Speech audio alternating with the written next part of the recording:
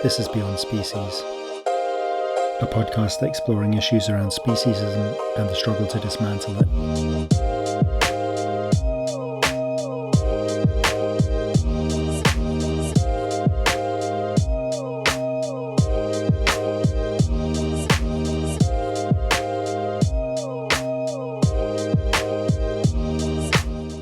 I'm Tofu Steve, and welcome to the episode. In this episode, we hear from Isa. Based near Kuala Lumpur, Isa's activism has a strong focus on food justice and anarchism. We hear about his involvement with Food Not Bombs and DIY activism like chalking and graffiti. Isa also tells us how his experience in chef school, the music scene, and a health issue led him to explore veganism.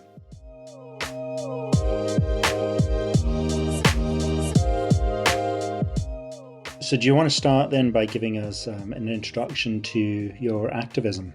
Okay, so basically I started off with the anti-fascist activism. It was more of activism in the music scene. Basically what we did was we disrupted all these type of Nazi gigs, you know, because Nazism was quite active in the punk scene, the skinhead scene, and the metalhead scene. And at some points we do disrupt like bands that had ties with Nazism from playing. So what we did was that we tell venue owners and we tell the bands that they're playing with are Nazi bands. So we actually hope that the venue owners would remove that band or cancel the gig altogether. Yeah. So that's one of the stuff that we did. Also, we went for some protests. Basically what the protest that we did was May 1st on Labor Day. We protested against this thing called GST, and we also had this protest against some right-wing nationalists called the Red Shirts. And I also basically wrote some Antifa graffiti over some fascist messages. So for example, if that was like I see a swastika symbol and then it reads the words "fuck Antifa," basically I would put a crossed out a swastika there, and I would edit the words, putting the words "anti" after the word "fuck." So instead of going "fuck Antifa," it goes "fuck Antifa." Okay. Yeah. Yeah, I quite like that. That's quite a nice fuck you to the Nazis, like. Yeah, it's a huge fuck you to the Nazis. Yeah.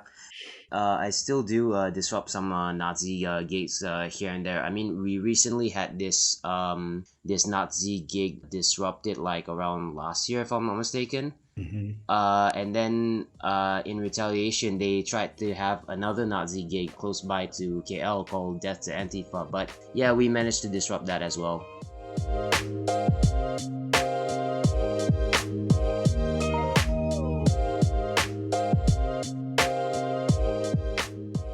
Afterwards, I got into like a vegan activism. What I did first was street outreach, but then we did it for a couple of months before we broke off from that. We got really tired of the group's single issue mentality, and also they're so inconsistent, and they're so neutral on quite a number of different types of oppressions, you know.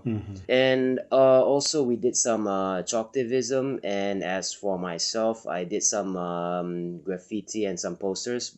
Basically for the graffiti, I basically put it up in like public places, and yeah, at times I go to like some smoking areas and just draw on the wall or something like that. Okay, so Yeah. so with the, do you want to explain a bit more about the chalktivism for people who maybe haven't heard of that before, or? Okay, yeah. So basically, chalktivism is it's basically that we write all those vegan or even anti-species messages with chalks. You know, we write it like on the floor or on the walls or something like that. Okay. Yeah. So you're quite keen then on getting the message out there in the written form, whether it's chalktivism, some graffiti on smoking areas, and crossing out Nazi symbols and stuff. Do you find that that's quite well received, or have you had any feedback on it? And is it difficult to do? What are the kind of issues that come up with that? Yeah, what I can say is that for one, it is easy to do because there's probably not a lot of CCTV cameras. I mean, the amount of CCTV cameras is actually one of the reasons why I rarely do a lot of posters, you know. Mm-hmm. Some of the issues that I can say we faced here is that Chalktivism wise, believe it or not, it's actually considered a form of vandalism to some of the authorities. I mean, I remember that one point when we were doing some chalktivism, suddenly the authorities came by and then they said, okay, we can just let you do your thing, but you have to rub it off afterwards. Otherwise, we're going to arrest you and we're going to charge you for vandalism. Okay, Yeah. so yeah, that's quite like austere, I guess, for just chalk, because chalk is obviously temporary. Um, Yeah, I know, mm, but I guess you can say that they still see it as a form of vandalism. I just don't see how it is, you know. mm-hmm. Yeah, I know. I Yeah. guess it's just that thing about you're putting messages that are going against the status quo. I mean, I wonder where the law really stands on that, but because sometimes police say things that, they're not entirely sure of themselves. They're just kind of trying to throw their weight around. That's probably true, you know. Yeah. It's still not worth the risk, I guess. Yeah, yeah. I guess because of that, a lot of us decided to not really do activism afterwards. You know. So basically, another issue we faced, but this time is about the street Mhm. outreach. Basically, what we faced during street outreach is that we have to get permits from different types of states. So for example, if we wanted to do like a street outreach, we need like two permits. One permit is from the police, the other one is from city council. Mhm. And it's a lot worse if the building that we're intending to do street outreach is privately owned. So if it's privately owned, then we also need to get a permit for that building as well. So basically, two permits from the police and the city council, Mhm. three permits if the building is privately owned. Mhm. That's so that's quite a lot of like work to do just to be able to do some outreach, like to get three different permissions. Yeah, Mhm. and you can say it's quite a hassle because we have to like continuously call all these three different people asking like is the permit ready? Is the permit ready? Mm. And at sometimes they can be so incompetent. I mean, for example, it's like they would say that okay, we got the permit, but then the day when we're supposed to do the street outreach comes, then the authorities come by saying that, oh, you don't have permit for this. So yeah, we end up like wasting 1 hour and a half just to call up these certain people to reconfirm the permits, you know. Mm. It's interesting hearing that from you, because obviously there's, street outreach is one of the kind of main forms of activism in the vegan movement. And we're often told that Yep. by certain groups that this is the most effective and anyone can do it and it's the easiest thing to do and everyone needs to get active and so on. But they obviously haven't always considered that in different locations, in different countries, in the UK, I can just go pretty much stand on any street anywhere and start doing outreach. But it sounds like it's a pretty different story where you are. Yeah, definitely. I mean, say I guess you can say law enforcement wise is a lot different from in different places, you know. Mm-hmm. When people try and take this kind of global approach to activism and say, well, this is the one single method that works, and you just need to do this in every single location around the world and stick to this formula, it just seems so counterproductive, because each location needs to adapt for the culture and the legal situation on the ground. Yeah, that's definitely true, you know. I mean, right here in Malaysia, you know, like what I said, we faced a lot of issues in different forms of activism. Mm-hmm. I mean, even if we wanted to like march or protest, we also need permits and all that. Mm-hmm. and sometimes we might get into like altercations here and there. Mm. Altercations with police or? Yeah, it actually depends. Sometimes we do get altercations with the police, and sometimes we do get some altercations with the media because Mhm. they probably like overstep their authority or something like that. I would say, yeah. Okay. Also, one more issue that we have for street outreach, and I feel that this type of issue really needs to be addressed. Mhm. Basically, throughout my time experiencing street outreach, I've seen and heard a lot of women activists here face a lot of harassments. Basically, a lot of them face like catcallings, and some passerbys just give them those stares and those weird gestures here and there. For a kind of white privileged guy like me living in the UK to go and stand out on the street and do outreach, I think nothing of it. I don't feel threatened in any way. I don't have to worry about racism or sexism, things like that. But that's interesting that you raise Yep. that because women may face things that I never even have to consider just to do outreach. Yep. Yeah. I mean, that's probably those are some of the reasons why quite a number of our activists just don't want to do street outreach because the difficulties and probably the problems and the dangers that's they're about to face. Mm-hmm. I mean, I can definitely understand that, despite the fact that I myself am a male. Mm-hmm. Mm. Yeah. Yeah, it's. I think that's why it's so important in activist spaces. We have to make them safe spaces because if we're Yeah. trying to build a new world in the vision that we want, the very first thing we need to do is make our own spaces safe. And so when you have organizations Yep. that are not interested in that at all, and in fact are welcoming racists, fascists, misogynists, then you've got to Mm-hmm. wonder Yeah. what the hell they're up to. Where are we going with that does that type of behavior, Hmm. you know? Hmm. Yeah, if all it's doing is reinforcing the norms, and then Mm-hmm. you're putting Yeah. people in a dangerous situation, and these people also have to deal with potential dangers from the public. It just sounds like it's not going to make activism attractive to people. Yeah, definitely, it's more or less the way I see it. They just don't care if the person is a racist or a sexist or a homophobe, as long as that person's Hmm. a vegan. And to me, that is highly counterproductive, and it's more of, okay, we want this to be an elite club just for us. We don't care if that Hmm. person is a very bad person or not, as long as that person is a vegan, And Hmm. that is neither a progressive nor is it a very forward thinking thing to do.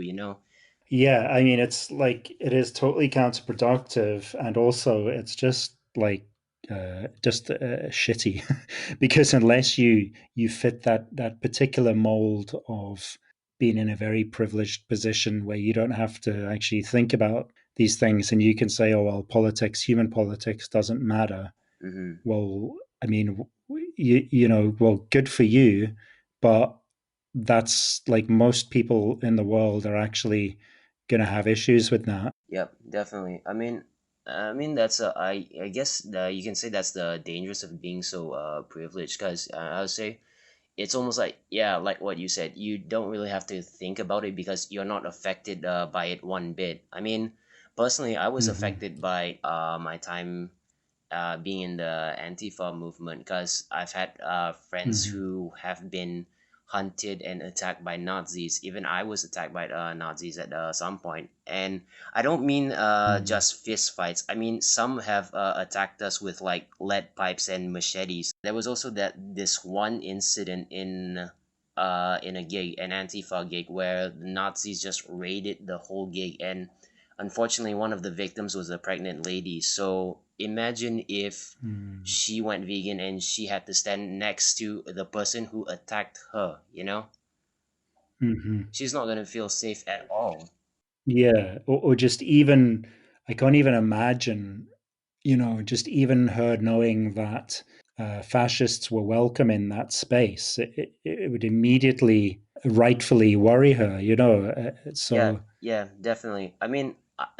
Yeah, I myself have been attacked by the Nazis. So, yeah, the fact that these type of people they want me to stand next to a fascist is like it's an insult towards me. It's an insult towards all my friends who stood up for the marginalized communities as well. You know.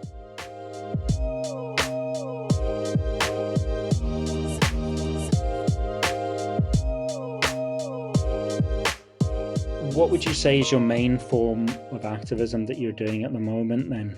Yeah, for my main form of activism right now, I still do a bit of graffiti here and there. Only if Hmm. only if I don't see any CCTV cameras here and there. And right now I'm also heavily involved with food not bombs.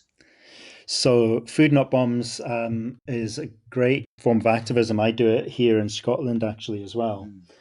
Mm. Do you want to explain, just for people who maybe aren't familiar with it, kind of the ethos behind it? Yeah, sure. Okay, so basically, Food Not Bombs is basically an independent collective. So what we do is that we collect like foods, produce, and stuff like that from like supermarkets, groceries that would otherwise be thrown away. So what we do is that we collect those produce, we make vegan or vegetarian food out of it, and then we redistribute those food to anyone on the streets for free. Hmm. Yeah. So yeah, so the way it works with us in Scotland, and I see a lot of, I mean, the format is pretty simple, really, Mm-hmm. for Yeah. most of the chapters. It's you set up a stall in town, and you know you'll have food there, and sometimes clothes, Yep. sometimes like toiletries, things like that that might Yep. be helpful for people. And there's no judgment. It's more about the saying is solidarity, not charity. Yep. So we're there just to anyone who wants to eat can come and eat. Yep, there's no discrimination at all. Food Not Bombs has this two concept type of thing, which I Mhm. see it as. So the first concept is that I see Food Not Bombs as a protest and a solidarity type of movement. Protest, as in we protest against war, we protest against poverty, we protest against the exploitation of capitalism. Because during that time, when it was founded back in the 1980s, it was meant to be a Mhm. protest against nuclear weaponry that time. Because I Mhm. guess that was like 5 years after the Vietnam War, and a lot of the Mhm. veterans they were left like homeless and disabled and all that. So these people Mhm. band together when they found out that there was like this nuclear power plant that was going to be built, and then they basically took this concept of giving food for all these type of people, you know. Mhm. Yeah, and solidarity wise, we're in solidarity with basically all the marginalized communities like the homeless. And we have had some solidarity with the social justice movements. Like this morning, the Food No Bombs chapter in KL, we came down to a women's right march as a sign of solidarity as well, you know. So basically, there's a bit of a community building here and there. Yeah, we basically went there and dropped the banner and marched alongside the feminists and all the LGBT communities and all that. And Mhm. yeah, you can say that some of them were wondering what is Food Not Bomb. So we basically explained what our cause is and why we are here, you know. And yeah, quite a number of them got really interested in Food Not Bombs in that march alone. Mm. Food Not Bombs, obviously, most of it is about making the food vegan, sometimes vegetarian, depending on Yeah, what kind of free food donations you can get hold of. But yeah. how do you find? Are there many vegan activists involved in it in your area? Yeah, I would say so. I mean, personally, I invited a lot of the vegan activists to Food Not Bombs because by that time we were kind of like breaking out from the street outreach movement, and I basically Hmm. invite them, come on, let's do food not bombs with my friends right here. So yeah, they have done like food not bombs here and there, and they normally leave saying that, oh, this is some great stuff, because not only are we like contributing to like animal rights, but we're also contributing to human rights issues as well. Hmm. Hmm. Yeah, what I like about it as well is, I mean, first of all, it's kind of organized along anarchist principles. Yeah, So you don't have any of that hierarchy issue. yeah. The anarchistic type of style, it's one of our three principles actually. I mean, first, Hmm. I mean, like the first principle, like what we just mentioned, the food is always vegan or vegetarian, and it's free for everyone, regardless, you know. And Hmm. second one, which I would say is the cool thing about Food Not Bombs, is that we are autonomous. So yeah, no hierarchy, Hmm. none of that dictator bullshit, no whatever. Hmm. And normally our decision making is through consensus. So it's like nobody has the final say. Our actions are based on majority of what we say yes to, yeah, and all that. Hmm. And last but not least is that we practice a non-violent direct action. Hmm. Yeah. Yeah, and the direct action bit is why I'm involved with Food Not Bombs, because it's putting those principles into practice. So we do a trolley service twice a month where we like go around the city center and to people who are on the street panhandling, we'll offer them a hot drink or a cup of soup and Mm-hmm. some sandwiches and things like that. And you know, there's a real need there for people to have this food, or on a cold night to have a hot coffee. So you're actually seeing the results of your actions Yep. straight away. Yeah. So you know that your activism is working because people are being fed, Yep. and that's what I just find is such a powerful thing about it. Yep. Definitely. Yeah. Also, I forgot to mention the other concept for food not bombs. Yeah. Yeah. When from what I see it as. Hmm. So basically, the second concept for food not bombs, and this is the other thing that I find cool about it, is that I see food not bombs as part of the food justice movement long before the word food justice was a thing, you know? So basically, why I see it as that way is that we make the food accessible to all people. Regardless if you're like homeless or disabled or part of the LGBT community, because that's why we have these slogans called "Food is a right, not a privilege," and "Food for the people, not the profit." Mm. Yeah, that's such a good point on the food justice, because Hmm. it's it's like with food not bombs, you're picking up the gaps where food. How am I going to say this? So we're picking up the waste, what would otherwise go to waste because of the capitalist way of doing things. Yep. So as we know, supermarkets throw away a whole lot of food that is perfectly edible, Yep. and the reason they do that is because if they just started donating it, well, then people wouldn't need to pay for it, and then Mhm. they're not Definitely. going to keep making money. So, but if we can take some of those, that perfectly good food and give it to people who are struggling to afford food, then you're kind of closing a loop there. Hmm. I mean, that's the best concept about food not bombs, I guess. You know. Also, we made a lot of we tried to make a lot of connections for like, I don't know, for decades. I mean, we make connections between like animal rights, veganism, environmentalism, Hmm. abundance, and scarcity. You know. Hmm. Yeah. So there's a lot of connection between those things and food justice. Besides the community building, which is also a part of the food justice movement. So, yeah, for me, that is one of the coolest things about Food Not Bombs.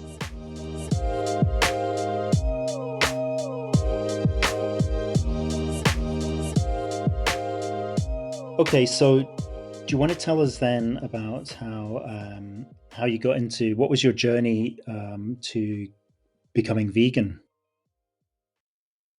So basically, the first time I actually heard of the word vegan or animal rights activism is through the punk music that I listened to back in my early teens. So I enjoyed listening to all these type of punk bands like anarcho bands, crust bands, even like grindcore bands. Basically, what they talk about is that they talk about like animal rights, feminism, environmentalism, anti-fascism from time to time. And what I definitely loved about these bands is that they didn't just talk the talk, but they walked the walk as well. So they participated in like non-violent direct action. They participated in like veganism or even like hunt sabotage and all of that. So that's Mm. what made me have a lot of respect towards them. So yeah, that's what opened up the gates for veganism and animal rights for me. Hmm. That's Okay. one of yeah, that's one of the ways. Then when I went to college, I studied culinary arts. So basically, I was training to be a cook, and I was really you can say blown away by how some veggies, yeah, they could be replicated to represent meat, like how I say how the mushroom can look like meat. It can taste like meat, but it's not meat. But you can say the biggest turning point for me was my health, because that was at that one point I suffered from tuberculosis.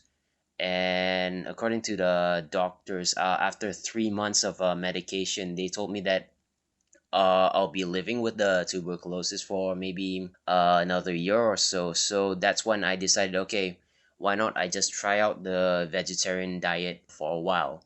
And 1 month Hmm. after going vegetarian, I went for a doctor's checkup. You can say that the doctor was shocked, and then he asked me, "What did you do?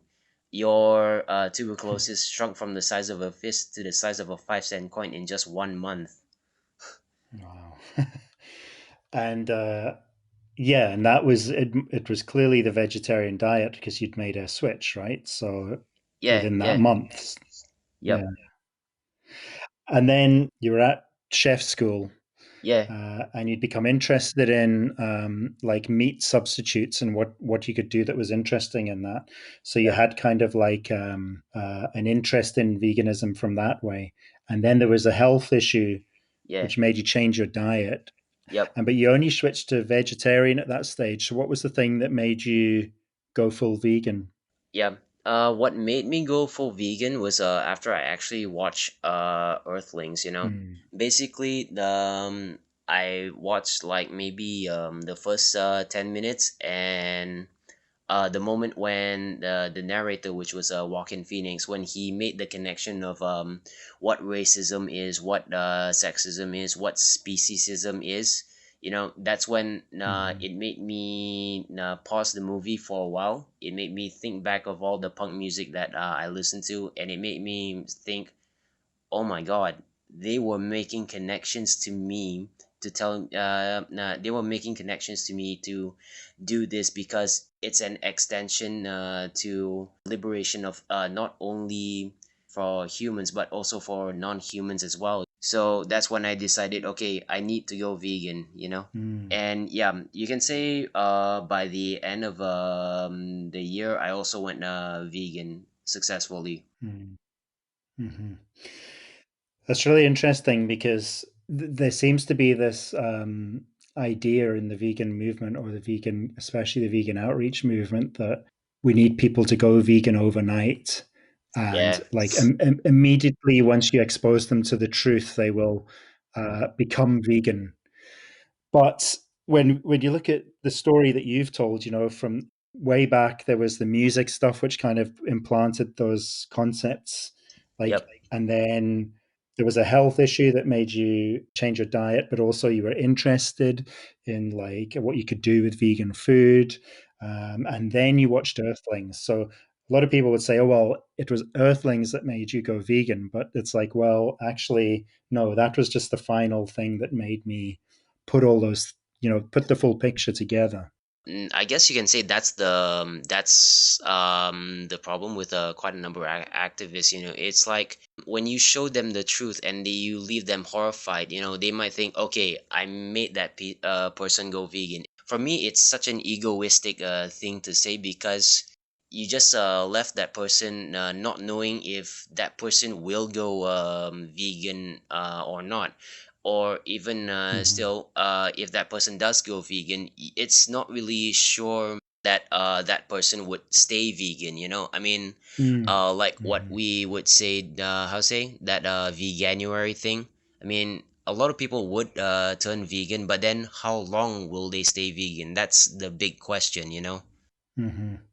Yeah, that's interesting as well because obviously there's a lot of debate in the movement about saying that if people go vegan for their health, well then are they going to stay vegan if they don't make the animal connection? And are you vegan if or are you just plant based if you go vegan for Yeah. your health and Mm-hmm. things like this? So, um, but it seems that a lot of people do initially come to veganism for health reasons, Yep. although there's probably a big issue there with like kind of like Western diet culture, as in, you want to like, it's all about counting your macros and looking good in the gym and not so much about food justice, like what we were discussing earlier. And giving people healthy food so that they can thrive. That's what, for me, that's what the health angle should be. It's Mm-hmm. about like making sure that everyone in our society is able to have access to affordable, healthy food, not like just smoothie bowls. Yeah, not just how to say all those how to say it, not all those like vegan options and all that. I mean, Hmm. no, we all know that how to say, you can't buy your way to animal liberation, same as how you can't Hmm. buy your way to women's liberation or queer liberation or all those type of stuffs. I mean, that's the dangerous things about capitalists, because they will always find a way Hmm. to make you think that, okay, this is what we want, so we'll exploit you for that. Yeah. And that's the thing. That's why it's kind of frustrating how so many people are so naive about it because these companies, corporates, they know how to influence people and sell you stuff. This is what the advertising industry exists to do, Yep. to find out the things that you want and Yep. repackage them. And so they're taking the idea of animal liberation and repackaging it to you and selling it to you and saying that, well, they're not even saying that, the advertising industry and the meat industry aren't saying, hey, if you buy our plant-based burgers, you're going to kill less animals. The frustrating thing is it's the vegans and the vegan charities and the vegan influencers and activists who are the ones who are saying that. To me, it's bizarre that how to say, you're fighting against an oppressive system by joining the oppressive system, you know. Mm. Yeah. A saying that's come to my head, I don't know if I made it up or I found it somewhere.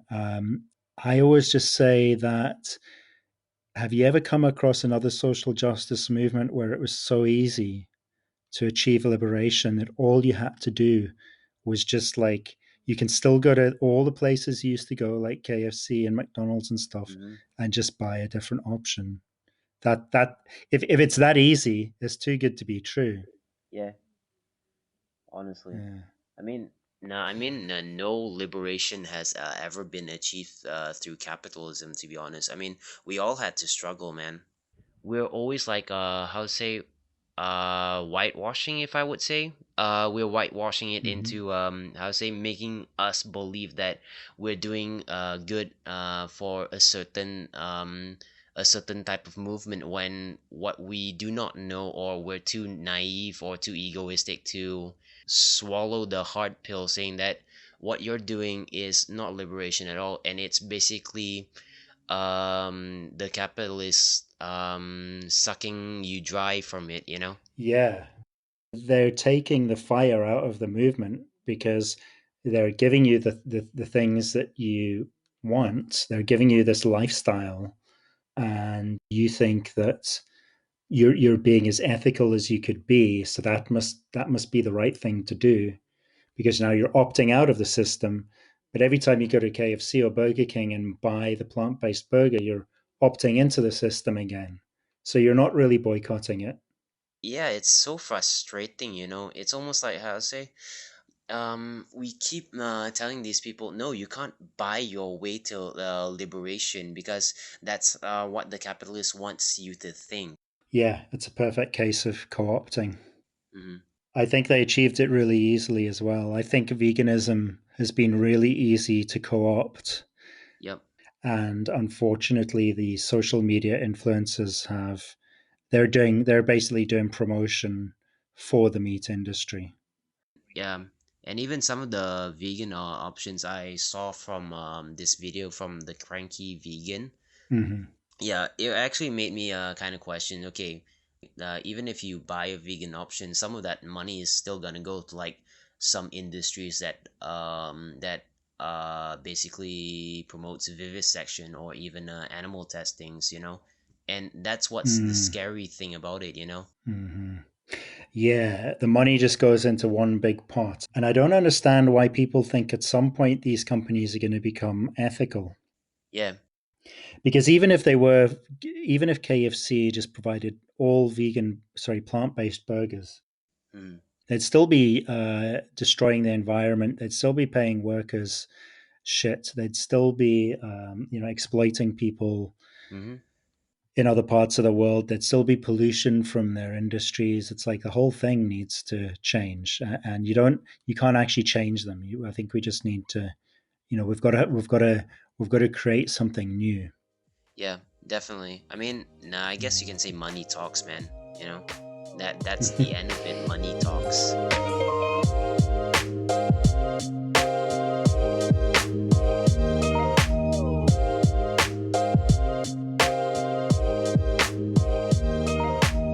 So yeah, do you want to tell us some more about Food Not Bombs then? Okay, so basically, I got in touch with Food Not Bombs Kuala Lumpur right here. I told them that I'm able to cook because yeah, of course, I went to culinary school. I also helped them got some volunteers here and there. I got some volunteers from the vegan community, and I also have tried to get volunteers from my workplace as well. Mm-hmm. And so far, most people from the vegan community have come, and yeah, we've had some vegan feminists come over too. So that's really a great thing. Yeah, also what I experienced from Food Not Bombs is that we're trying to be as eco-friendly as possible because Mm-hmm. we stopped using all the plastic stuffs, and we are starting using like paper cups and like these paper folders as well. Also, we also try to show our volunteers the exploitation of capitalists because the place that we serve, believe it or not, is at this building where they have this sort of pipe installed, and that pipe has like a lot of holes on the side, and normally water goes through there. So Mm-hmm. this pipe is like turned on like late in the evening, and yeah, the water just comes out and it sprays like all the homeless people who wants to sleep there. And from what I know is that this water is normally left on from late in the evening until like late at night, and on some occasions it's left until like very early in the morning. So it's not only like a anti-homeless device, but it's also like a waste of water as well. Mm. Yeah, that's ridiculous. Yeah, I know, man. Yeah. Also, what we discussed about like we sort of like books or free clothing as well. So yeah, yeah, in the form of mutual aid, we also give away like free clothings as well. Mm-hmm. And around last month, we did this sort of benefit gig. So this benefit gig was like to raise awareness of the homelessness issue and also the exploitation of the capitalists, and also the climate change that's been happening a lot. you know Mm-hmm. and and the money that we collect during the gig, we'll be using it to like buy bigger and better equipment. I mean, we already bought this really really big rice pot that's probably enough to feed maybe 150 people if we cook Mm. once. And we're also like gonna use that money to be even more eco-friendly, because we're planning to like buy stainless steel cups, stainless steel cutleries, and also some stainless Mm. steel plates, you know. So it's like we can like wash it and then reuse it. Also, what we're hoping is that we have this type of donation box. So what we're trying to do is that we're trying to collect enough money so that we can get a centralized kitchen as well. And Mm. also we're trying to get like trishaw transport. So just so that people who do not know what a trishaw is, it's Mhm. basically like how to say, like those bicycle taxi things that's quite popular in here in Asia. Okay. So what we plan to do is that we're gonna get that type of transport so that we can transport the food from one place to another, and in that way we can also reduce a lot of carbon footprints as well. So yeah. Mm. Mhm. That sounds great. Yeah, really making all those links there between the different communities Yeah. and climate justice. Mm-hmm. Because I suppose when people hear food not bombs, they might just think, oh well, it's just like serving out food to people, and I do animal rights, so I don't want to get involved in that. But there's so much It's more more that you than can that. do to it with it. Yeah. Yeah. It's like how to say, we need to get them to see the bigger picture, you know. Mm. Okay, and also this coming May, Food Not Bombs will actually be celebrating its 40th anniversary. Mm-hmm. So I'm not sure what we're planning to do, but yeah, we're thinking of something. Also, this coming November, Mm. Food Not Bombs KL will be celebrating its 20th anniversary. So what we're planning to do is that we'll be serving food during this Asian Pacific Economic Cooperation KL gathering. Mm-hmm. Basically, it's about like these world leaders would from Asia would come and talk about like all this type of economic stuff. The reason why we chose this because apparently, and this is quite normalized right here, is that every time when Malaysia hosts like say a sporting event or maybe meeting of the world leaders, what the authority does is that they basically detain anyone from the streets and then they relocate them, you know. And Mm. quite unbelievably is that there is this type of law that was passed back in 1977, and it still is an ongoing thing, is this Destitute Act. So basically what this law says is that the authorities have every right to detain someone who is probably a homeless or a beggar or a busker or anything, and they have every right to relocate you. And when I mean relocate, we don't mean like within the city. We mean like maybe like 5 or 6 hours drive away from the city. You know, those type of relocations. Mm. Yeah, and Wow. just in case if some people are wondering, yes, some of those who are detained and relocated are women and children, and some of them are even disabled as well. So there's no mercy from the state because they want to present this nice hygienic picture to the politicians Yep, and definitely. NGOs that are visiting, right? Yep, Yeah. definitely. So it's social cleansing, really. Yeah, I don't know. Hmm. It's bullshit, seriously. I mean, all those people, they have every right to live, you know? I mean, and we're constantly taking away, you know? Mm-hmm. Also, there's this new law which I'm really really hoping to God that it does not get passed, to be honest, because what that Mm. law states is that they're trying to ban people from serving food in the city within like 2 kilometers of the radius. Oh. So yeah, it's getting even how to say, it's getting even more pressurizing. So yeah, this is basically why Food Not Bombs is here, you know, basically to Hmm. raise awareness, and also in the sign of solidarity, and basically giving a big fuck you to the state and all that.